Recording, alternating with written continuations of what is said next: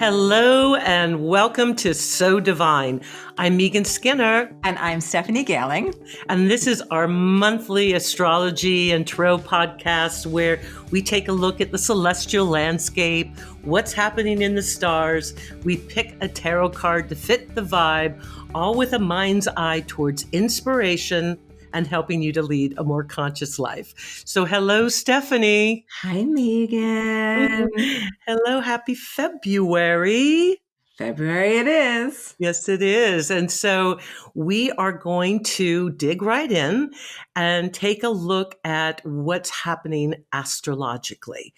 So I think the big story this month, and this is a little bit of a continuation of last month when we talked about, and we gave that overview about what was going to be happening in 2021.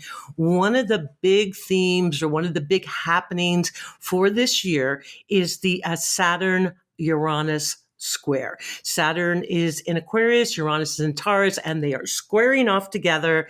And it's going to be happening 3 times this year. So the first time that this square off is happening is actually this month on February 17th. And then it will unfold through the rest of the year.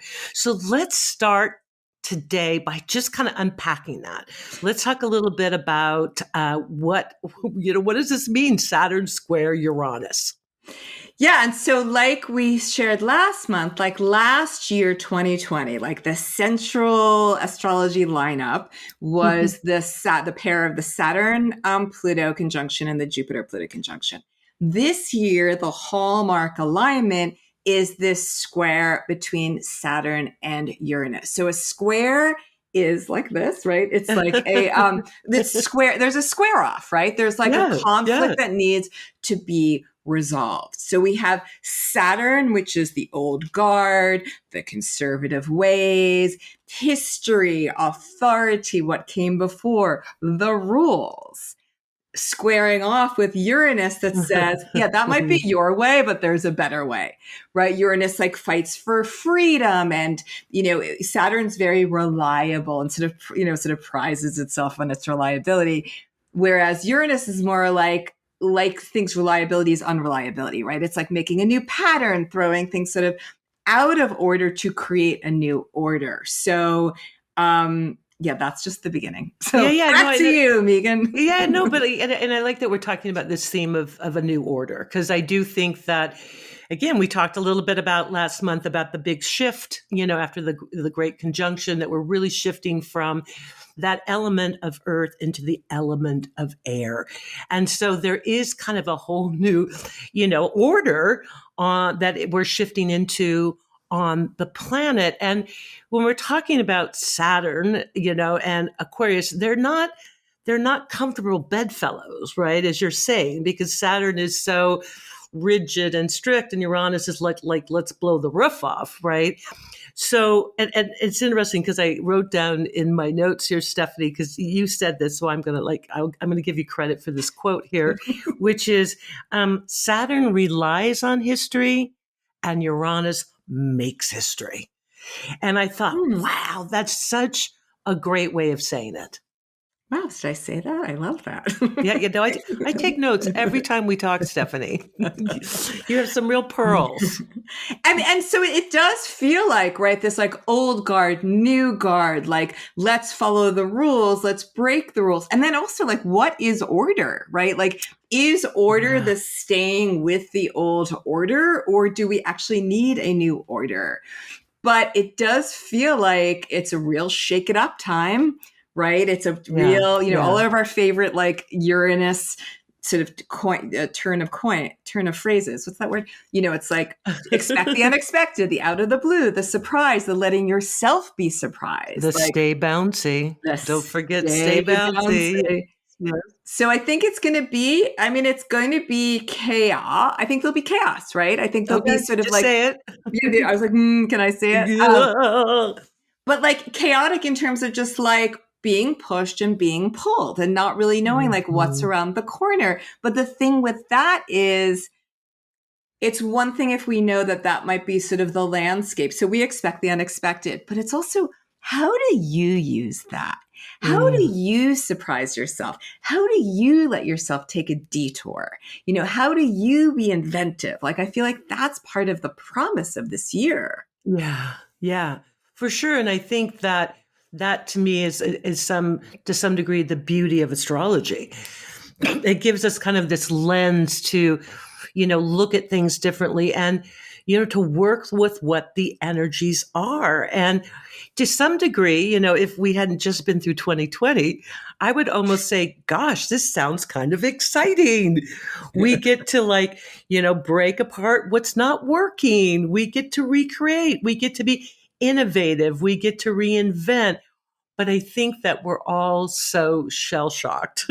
I think that we're all just a little bit timid after going through 2020. So, and as we always say, it's going to be interesting how this plays out. I mean, one of the things that's notable about this is it's happening on the 17th, and we will give you the other dates and when it's playing out through the rest of the year.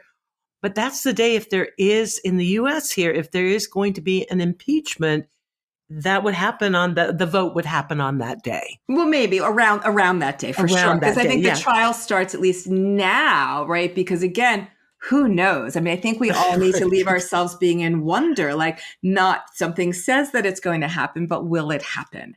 And I think the trial is Mm, supposed to start on the 9th, and how long they'll debate for, how long the trial will be, it's anybody's guess. And that's a very I feel like Saturn Uranus squares, that's a good theme too. Like it's anyone's yeah. guess, right?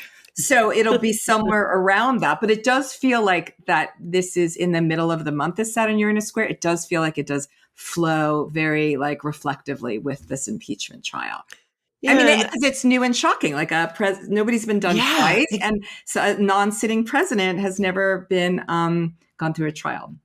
Yeah, yes, and I think that's part of this Uranus energy. Is these shakeups, these shocks, and I do like, Stephanie, that you're saying stay in wonder, stay in wonder. I think that's a really great way of looking at it instead of being like, oh my gosh, I'm waiting for the sky to fall, having a little Chicken Little moment there, instead of being very present and saying, wow, I wonder what is going to come out of this. And I think in dealing with this, the more present we can be, the more we can be in that wonder energy, the unknown without having expectations.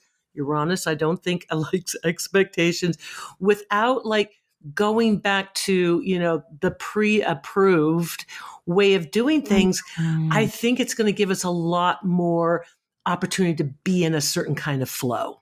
Yes. And it's, in reality, that's actually what reality is, right? We always think that we Yeah, know what's going to right. happen next. We never really know what's going to happen next. And, maybe to what you said earlier, too, I mean, 2020, things got so stripped down, and now it's this beginning time of rebuilding. But I don't think it's about, because also we really can't just go, let's go rebuild things the way that they were. No, we have to be really creative. We have to be really sassy with our rebuilding, very Uranian, because the pieces Sassy of with that. Yes, yes, indeed. I mean, just Always an an excuse opportunity to there. be sassy. Exactly. I just wanted to throw that in there because it's always a good opportunity to be Yeah. sassy. But we've never been here before because we've never Yeah. been anywhere before. So how do we be very Uranian and use Saturn to construct, but innovative solutions, Yeah. because we need them right now, right? Yeah, for sure. And but one of the things we talked about last month with that 2021 overview and the shift to this more energy of air. Mhm. Air is innovative. Air, air looks up instead of looking down. And part of that, and air moves fast. So part of that air energy, I think, is bringing in that possibility of, new ideas and new ways of looking at things and that innovative energy. Now, of course, we can talk about this on a global scale, but, let's also talk about how it could be affecting each of us personally. And the way you're going to know that, of course, is by looking at your own personal astrology and, take that one step further, your natal or birth astrology chart. Now, we do offer on the So Divine website a service of running your astrology chart for free. So you can just go to sodivine.us and hit the astrology chart button and plug in your information and you're going to get your chart. What you're looking for, and then I'll turn it over to you, Stephanie, for your insight on this, is what you're looking for is, of course, what are the houses that, excuse me, you have Aquarius in, because Saturn's in Aquarius, or the houses that you have Taurus in because of the Uranus being in Taurus. And then also looking at, because these are both fixed signs, what are your fixed planets? Exactly. Well said. Perfect. Okay. Oh, do you want me to say Did I something get that more? right? Yes, perfect. Yeah, and No, go ahead, go ahead. no, but we also have to take a look at the degrees, Yes, right? right, exactly. So the first Saturn Uranus square happens at like 8 Aquarius and Taurus, the second one at 14, the last one at 12. So really you're kind of looking, I'd give it a little window like 4 or 5 to like, I don't know, like 15, 16. If you have a fixed any like planet or point in Taurus and Leo and Scorpio and Aquarius, you will definitely be in that range that will be really lit up this year for you. But like you said before, you don't even have to look at your planets just to look to see where does that fall? What houses does that fall in? Because those are going to be the realms of your life that are having this sort of structured shakeup, if you will. Yeah, and a structured shakeup. That's perfect, Stephanie. I think that's just exactly the right way to describe this. And also just, just to note again, this is the first of 3. Yes. So this energy will be playing out throughout the year. And I'm just looking at my notes and I don't have my glasses, but so the second one will be on June 14th, and then the third one on December 23rd. And so, the first one is sometimes always maybe the most dramatic.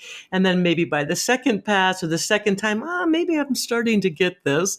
And then when we get to December, hopefully there's a fruition or maybe some feeling of like, you know what? I learned something and I've completed whatever the lesson of the energy is. Yeah. And I think it's so important to point out that there are 2 more and that the last one is at the very end of the year, because if things feel a little bit like, wait, and what's next? And what's next? And this more experimentation and this just like being in surprise, this is the energy of the year. Yeah. And how do you, but again, not to make it seem like, okay, this is just going to be a year of chaos. It's like, how do you take control of that? Like, how do you invite in inventiveness and innovation to your life? Where in your life are you like, you know what? I'm kind of sick of doing like this same road. So maybe you could look at it like this year, I have more inner or sort of celestial supported permission to say, you know what? I'm going to try a different pathway. I'm going to shake up things for myself this year.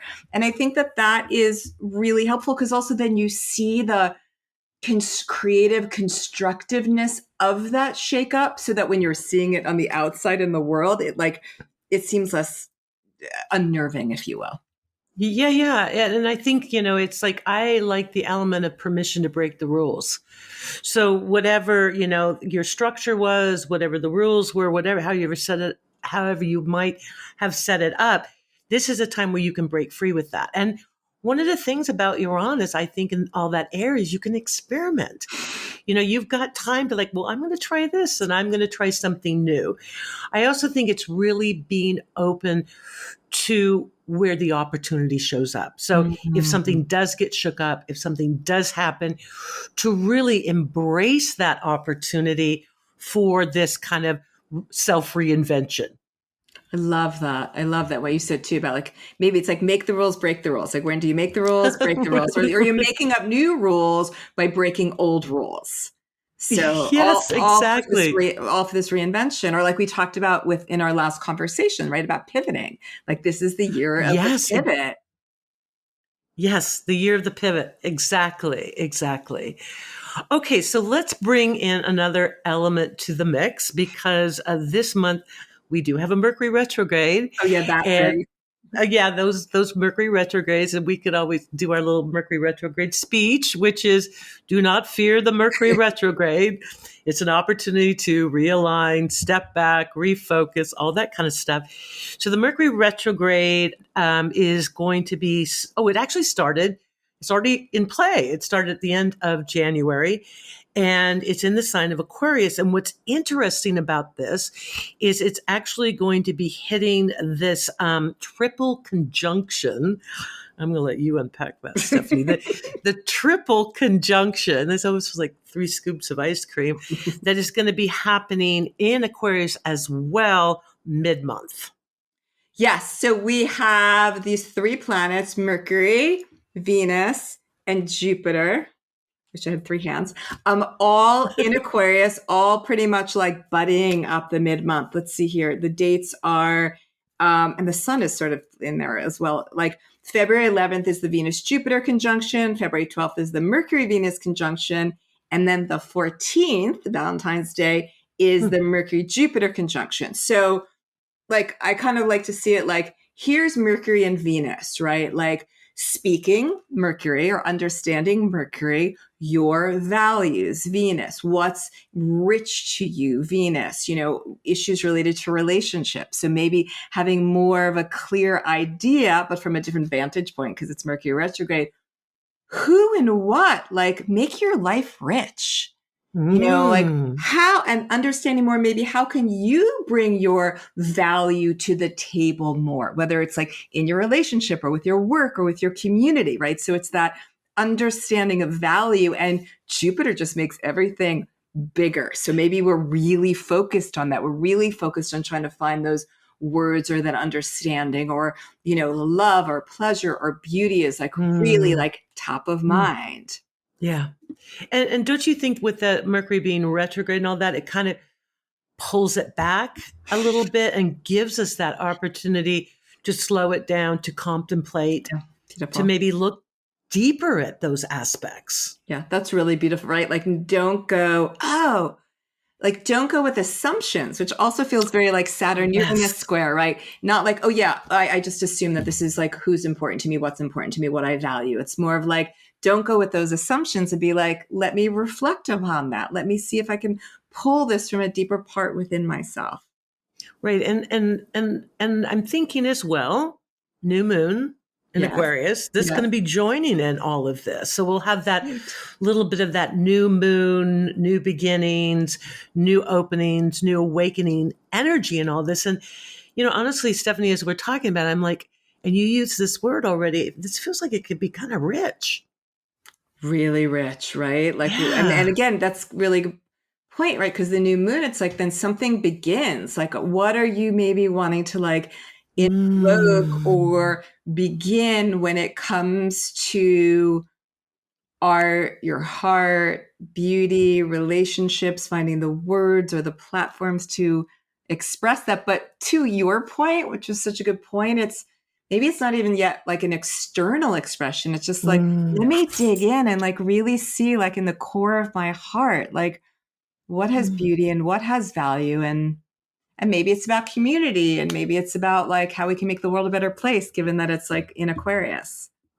Yeah. And of course, we're noting that this is all happening around February 14th, which is Valentine's Day, which can be such a packed holiday for so many people. And so I think it's great that you're saying, let's get back into our heart and like really dig in and see what's there, and whether you're in a relationship or you're not in a relationship, I think there's a lot of opportunity there. So again, I feel like, we've got this Uranus Saturn thing, Saturn Uranus thing happening.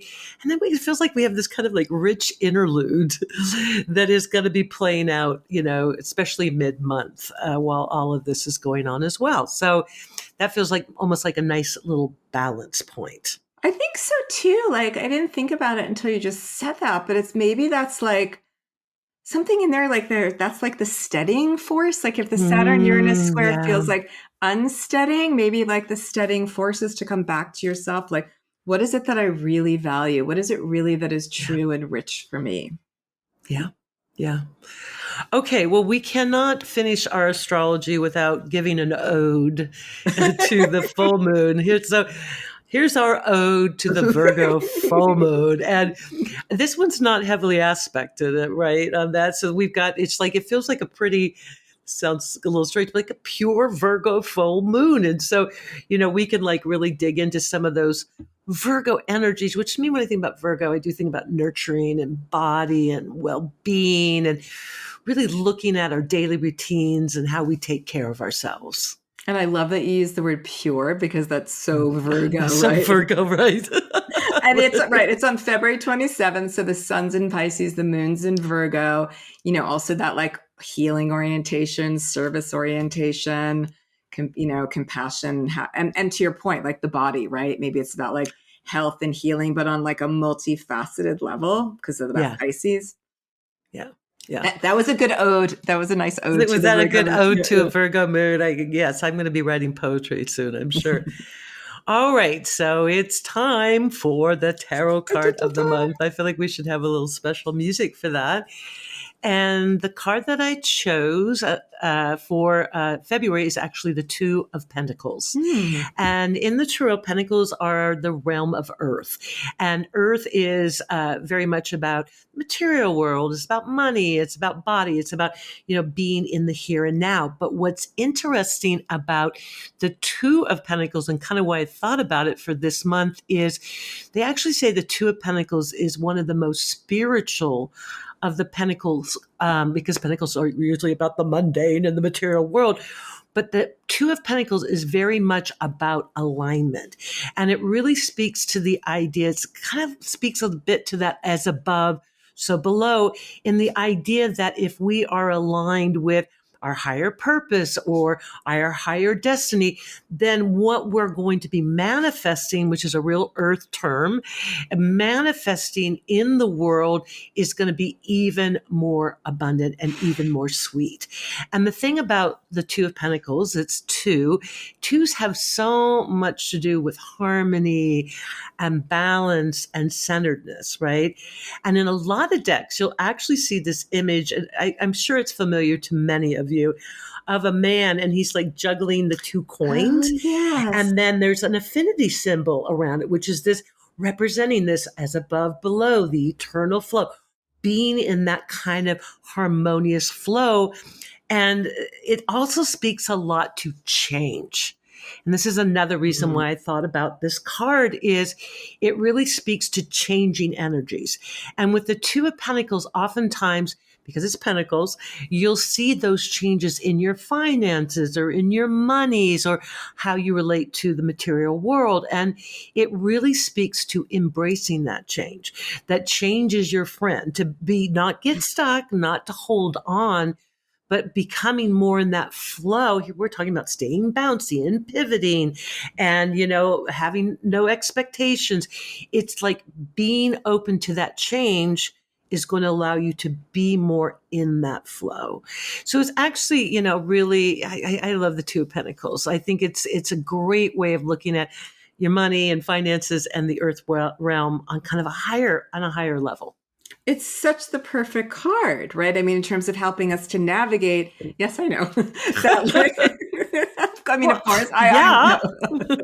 No, I'm not surprised. I'm just giving it I'm oding it. I'm giving it an ode. An ode to the Two of Pentacles.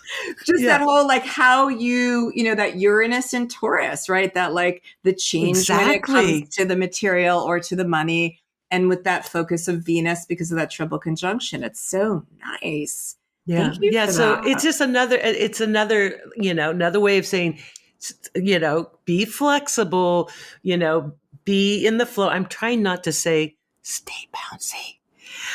We actually had someone comment on that. Like, it's starting to become a thing, Stephanie, your term stay bouncy, but I don't want to not overuse it because we'll have plenty of opportunities to say that in the coming months. All year. All year long. But I love it too, what you said too, like that that's another phrase we've never used it, but like juggling, right? Juggling also feels very Uranus and Saturn square Uranus. Like mastering the juggle. Mastering the juggle. And to be juggling, you have to be light on your feet. Yeah. That's the pivoting. All right. I think we've done the month. Have we done the month? We have done the month, but one thing I realized we didn't do is we didn't end Mercury retrograde. Just so you know, it does end, and it ends on the 20th. We're just going to leave it out there that it's just a forever and ever. It's not. Mercury retrograde began, I think it was January 30th, and it ends on the 20th of February. So Oh my then gosh. take what you learned, all that synthesis, the looking at things from a different angle, and then it's to be able to like move forward with it again. Yes, well done, Stephanie. Well done. Thank you for that. Well, thank you all for listening. And remember, you can get a hold of us through our website, sodivine.us. We love hearing from you. Also, check out, if you're not seeing this there, our new YouTube channel, which we're really excited about, So Divine Podcast. And thank you, Stephanie, and have a great month, everybody. Thank you. And a big thank you to you, Megan, and to our producer, Sebastiano Tecchio and Nick Patry, and to all of you listening or watching us. Take care.